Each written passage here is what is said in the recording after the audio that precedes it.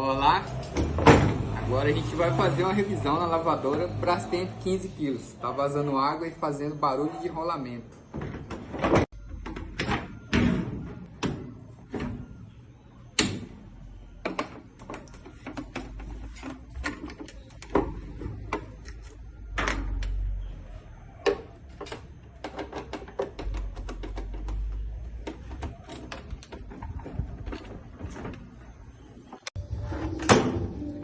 Agora é preciso desconectar a parte elétrica da máquina, separar a tampa móvel do gabinete para não molhar as peças elétricas, a placa.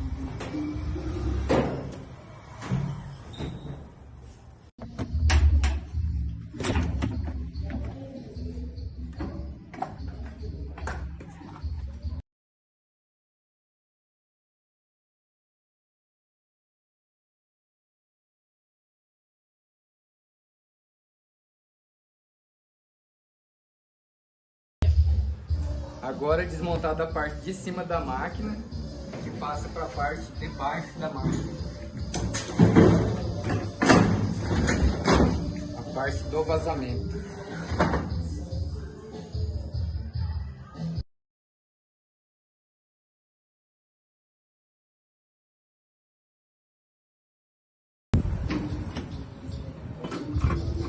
Agora, depois de higienizado, montada a parte elétrica, parte mecânica toda nova, só colocar no lugar.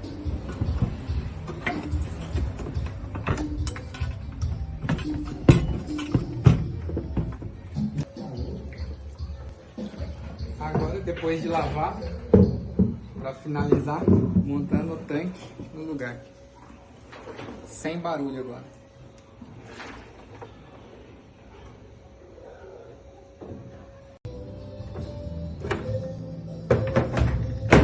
Finalizando a montagem e agora só o teste.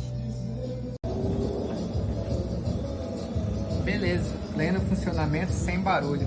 Trocado o mecanismo original, rolamento estourado, retentor estourado e rolamento enferrujado com barulho, por causa do vazamento de água.